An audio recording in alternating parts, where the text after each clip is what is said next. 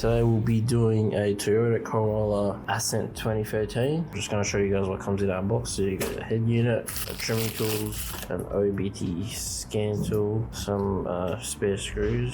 This is your GPS antenna. You've got your power harness, your 20 plug pin, and it's got all the different whichever one fits the car. This is for your reverse camera, dashboard, USB retention cable, Wi-Fi antenna.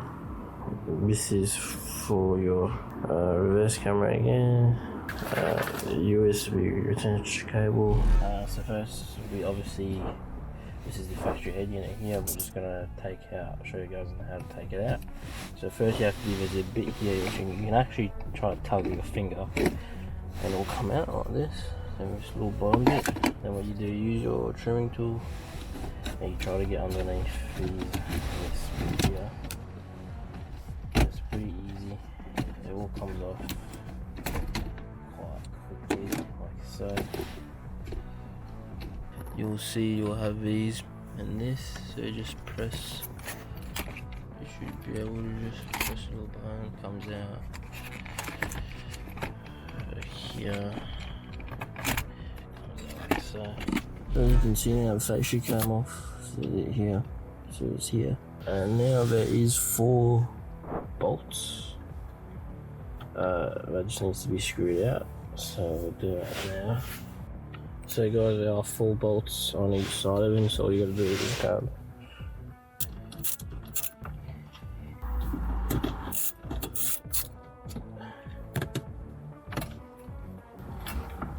So if you have like a power, what you can do is you can pull it out, like so. It exposes the back up here. What you have to do is just disconnect everything.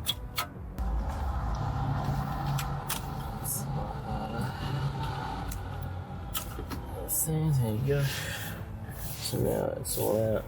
Now I'll show you guys how to take. We're gonna have to take these out to mount onto the new head unit.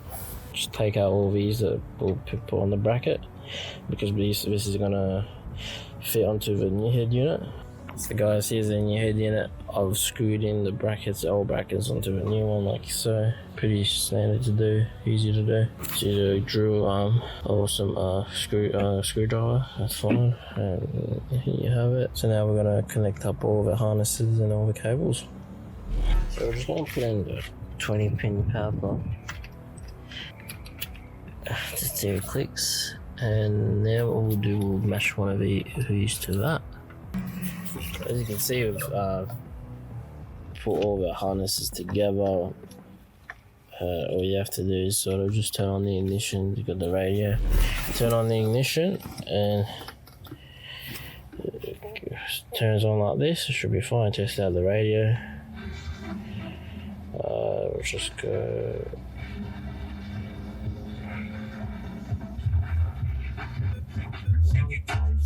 It works. Which is good. So we'll just push it back to you guys can see how it looks like. So we've got our reverse camera here.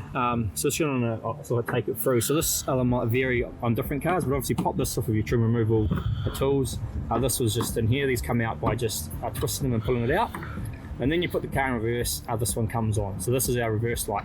So we want to take the power off these 2 wires here. And we're gonna, I'll use the SPL connect to that cable in our kit, and we're gonna bridge it into these 2 wires. So obviously we've got black and positive. So guys, as you can see, we just took off a panel on the rear door. So obviously, so we can fit in the reverse camera, which is here. So here, we've put it in. So I've just taped it up here. Made it run, so taped it up, made it run here, and it goes into that. It comes in here and then goes underneath here, comes out, and you pull it out. So just like like any sedan, the rear camera is always a bit of a pain. So this here is the part that I set on the rear hatch. This is a hatchless model. It depends what sort of model you have. there wasn't any screws. All the so these just are pulled off. If you go around with your hands, you can see there's clips like that on the other side. So all those came out, just like that. And then on the back of the sedan, we had obviously the Toyota thing. So again, this did have a couple, 1, 2, 3, 4 screws and then clips that popped out, and we're putting the camera in this spot here. So if we head up here, you can see I've actually drilled our camera into this little spot. So that's the clip that has come through, and then we've pulled the cables through here. So we had to drill a hole through here to get the cables through here. So this sits up underneath that thing, so it's like still going to be fine for like waterproofness. If you're like worried about that, you can obviously just squeeze a bit of like silicone in here once you're done. And then that leaves us with 2 of these. So like one of these is going to power, which we have tapped in from our reverse light here. So we include like the SPL connectors, and you can see obviously we've hooked our power into that, and that's going to connect into our camera here. And then the other RCA, we have like taken around and I popped it in through here, and we've just actually taken it along the edge of the hood liner and tucked it in all the way along the hood liner at the top on the edge into the front passenger seat, and then we've gone down the so I tucked it into the A side pillar there, the passenger door, and then we've just gone behind the glove box and behind the head unit.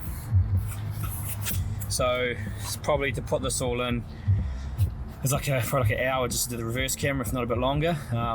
They are always a bit of a pain on little sedans or hatchbacks.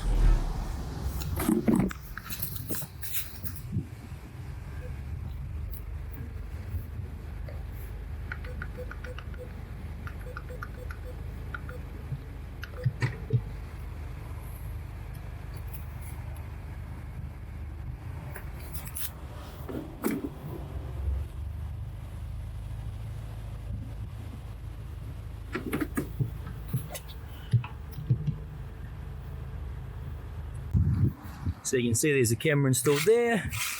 You can adjust that angle a bit up. We might see to adjust it up a bit higher.